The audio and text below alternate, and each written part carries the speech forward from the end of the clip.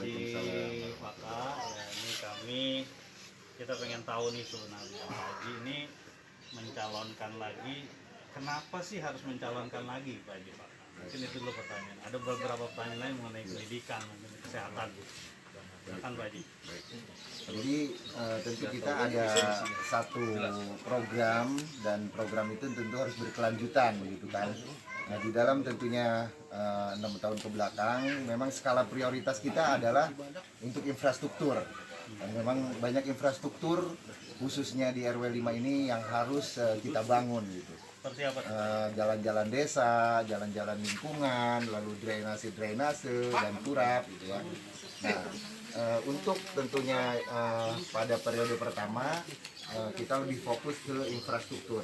Nah, alhamdulillah kalau untuk jalan-jalan desa kita sudah 90% kita bangun jalan desa. 90% kurang lebih berapa kilo? Itu kurang lebih sekitar 7,4 kilo.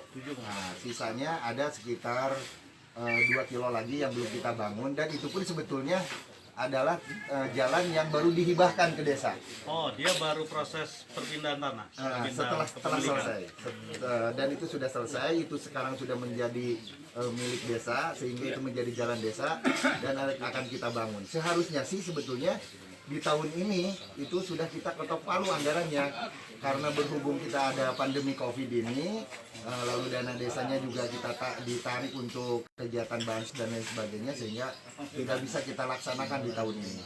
Tetapi itu kan menjadi salah prioritas di tahun yang akan datang. Intinya itu sudah kita sepakati dengan DPD dan sudah kita ketok palu. Selain jalan, ada lagi infrastruktur yang sudah dilakukan. Infrastruktur kita sudah juga membangun jalan jembatan ya, yang memang itu adalah impian kita semua sejak zaman nenek moyang kita dulu, ingin menyambungkan antara dusun 1 dan dusun 2. Dan alhamdulillah itu sudah selesai, sudah kita bangun. Kita bisa menyambungkan antara dusun 1 dan dusun 2, dan jembatannya pun besar, bisa lewat truk juga, bisa lewat ke sana, sehingga produksi-produksi atau hasil-hasil alam yang ada di RW 5 ini, karena khususnya di RW 5 ini kan masih banyak petani-petani, dan itu bisa kita lakukan sumber pertanian. Itu aksesnya ke pasar, itu kan ada 2 pasar ya, pasar baru dan pasar lama, itu akan lebih dekat. Selain itu juga fungsi dari jembatan itu selain untuk mobilisasi hasil-hasil pertanian, juga tentu untuk mendekatkan akses pemerintahan Desa Benteng ke dusun 2 gitu. Pak Haji, punten ini sekarang kemarin ada memberikan keset kalau nggak salah, keset sama kartu bisa. Kalau ada kesetnya contohnya. Nah ini. Sebenarnya Pak Haji ini apa hubungannya dengan UKM ini? Ini penting sekali ini. Karena di sini juga kita ada UKM ini ya, UKM apa Bang Udi? UKM apa yang ada di sini ini? Ini UKM bikin apa? Keranjang. Coba kita pengen tahu nih Pak Haji, apa sih? Kenapa Pak Haji sampai memberi ya ini kenang-kenangan atau apa di UKM? Ya betul. Jadi begini, sebetulnya tujuannya adalah untuk mengangkat UKM yang ada di Desa Benteng ini, khususnya yang ada di RW 5. Jadi kita untuk periode yang 6 tahun yang akan datang, yang saya sampaikan tadi, korelasinya kita sudah hampir selesai di pembangunan infrastruktur. Walaupun itu tetap kita akan jalankan, karena memang masih ada lah yang harus kita perbaiki, jalan-jalan dan sebagainya. Kali-kali lihat ke kamera sebelah situ. Oh, boleh.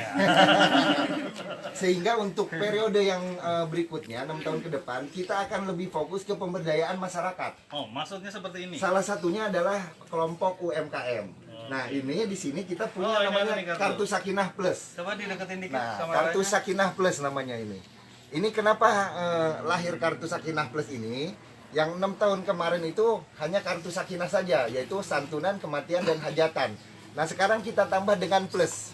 Nah, plusnya ini adalah untuk pembinaan atau kegiatan pemberdayaan ekonomi masyarakat melalui kelompok-kelompok. Ya, salah satunya adalah kelompok UMKM.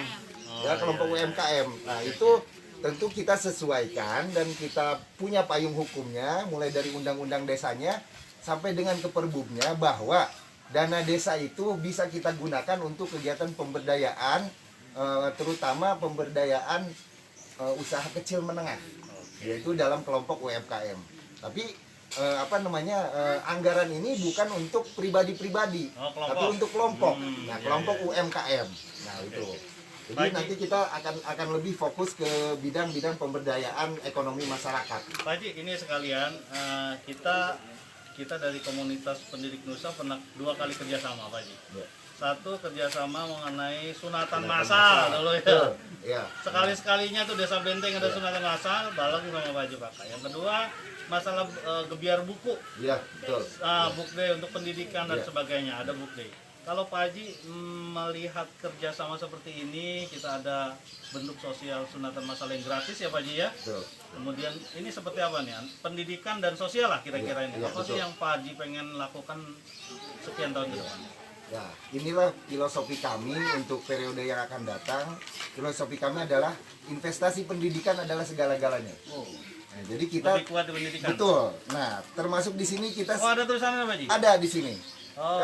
Kita akan meneruskan atau melanjutkan itu pemberdayaan dan tentunya penguatan-penguatan untuk pembinaan mental spiritual, termasuk juga pendidikan mulai dari usia dini.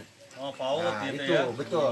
Dan sekali lagi saya sampaikan bahwa dana desa itu tidak harus melulu ke pembangunan. Jadi kita bisa tentunya hal-hal untuk kegiatan pendidikan, pemberdayaan itu bisa kita anggarkan. Nah, inilah yang menjadi- Ada PAUD yang sudah dibuka ada PAUD desa. Kita sudah buka kemarin itu ada 2 PAUD desa. Dua PAUD. Ya, 2 PAUD Di desa daerah? di Kampung Lebak Gunung dan di Gunung Letik Tengah. Oh, masih Itu- satu RW Masih sini satu ya, RW. masih RW sini ya. Masih satu RW. Itulah yang kita harapkan bahwa memang kegiatan-kegiatan pembinaan pendidikan ini mulai dari usia dini itu harus lebih diprioritaskan lagi ke depannya. Pak, untuk yang sosial nih Pak, kayaknya Bapak sering memberikan santunan, yatim dan sebagainya. Ya. Itu kalau boleh tahu dari dana desa atau dari apa itu? Baik, nah kalau itu Mohon maaf ya, ini bukan bongkar-bongkaran kan.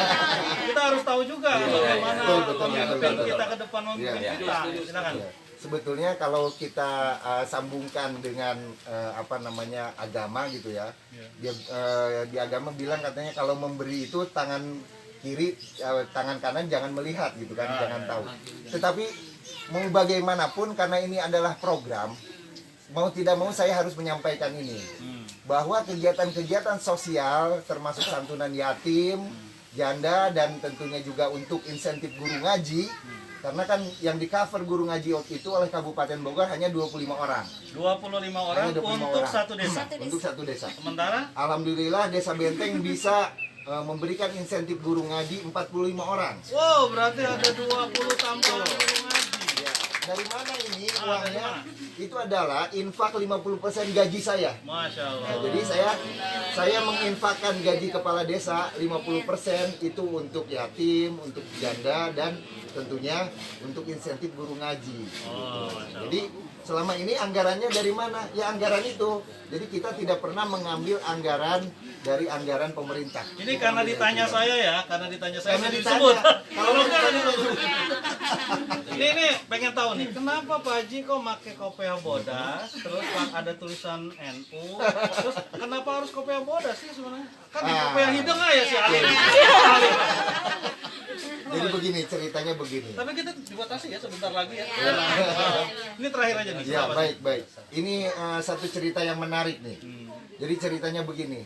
Setelah saya selesai tugas di kapal pesiar waktu itu, setelah 12 tahun saya di luar negeri, lalu saya naik haji. Ya, naik haji saya waktu itu tahun 2007. Nah, sambil juga usaha saya kan di pasar sambil dagang. Lalu pulang naik haji, saya masih berdandan atau berstyle seperti orang-orang yang Pesiar. inilah, orang-orang seperti di kapal pesiar. Kapal pesiar. Masih pakai celana pendek ya kan, masih ya kayak ABG lah gitu. Lalu ada tetangga toko saya, kebetulan dia juga seorang haji dan orang tua, dan memang saya sudah menganggap dia itu sebagai orang tua saya sendiri, menasehati saya. Katanya, "Ji, jangan dandan seperti ini, hajinya nggak suka haji," katanya. saya malu, saya bilang kan, saya malu, takut saya pengen dibilang haji. Bukan begitu, bukan, katanya. Dia bilang gini, kita pakai kopiah haji ini adalah untuk mengingatkan kita ini manusia. Kadang-kadang imannya naik, kadang-kadang imannya turun. Oleh karena itu, ini selain ini sebagai simbol keislaman, adalah untuk pengingat. Karena kita ini manusia, kita itu kadang-kadang imannya Oh, naik dan maksud Pak turun. Haji ketika pakai topi haji jadi diingetin terus. Diingetin. Lu udah haji lu benar soleh. Begitu. Oh, begitu. Tapi memang ternyata Saya pengen juga kalau begitu. Itu apa? Tapi nggak ada ini ya Pak Haji, di sini nggak ada isim-isim apa Oh, enggak jimat-jimat ada. atau apa. Nggak ada, sebenarnya nggak ada. Nggak ada. Yang lainnya boleh juga boleh dibuka. Dan memang itu sangat terasa sebetulnya, itu sangat terasa. Ternyata memang betul. Semenjak saya memakai kopiah haji, kalau ada hal-hal yang ingin saya lakukan tidak sesuai dengan apa jalur yang ada yang bertentangan dengan hukum agama dan Ada remnya gitu Pak. ya bertentangan dengan hukum negara, malu sendiri begitu, malu sendiri gitu kan. Pak, maaf tadi saya bilang terakhir, tapi ada satu lagi nih yang berhubungan dengan masyarakat Bapak sendiri. Apa yang Bapak lakukan terhadap orang yang tidak memilih Bapak? Saya tidak pernah membeda-bedakan. Seperti contoh lah ya, bukti ini ya, bukti. Setelah saya menjadi kepala desa waktu periode pertama, walaupun yang menerima kartu sakinah itu adalah orang-orang yang memang akan memilih saya, tetapi setelah saya menjabat menjadi kepala desa, semuanya juga gitu. Saya tidak pernah membeda-bedakan. Karena Intinya- Bapak bakal menjadi bapak dari satu Betul. desa ya. Betul, semuanya adalah warga saya, semuanya adalah anak-anak saya begitu kan, walaupun mungkin saya lebih muda gitu. Tapi sebenarnya nggak muda-muda banget sih. Iya. Kayaknya masih mudaan saya Pak. Betul, betul. Oke teman-teman, ini sekilas saja, ini juga dadakan aja kita ini, karena saya pikir kita perlu tahu tentang pemimpin yang akan memimpin kita, siapapun dia ya. Mudah-mudahan berada di jalan Allah Subhanahu wa Ta'ala. Amin. Jangan lupa ya, jangan lupa ikan sepat, ikan gabus, nomor 4 itu paling bagus.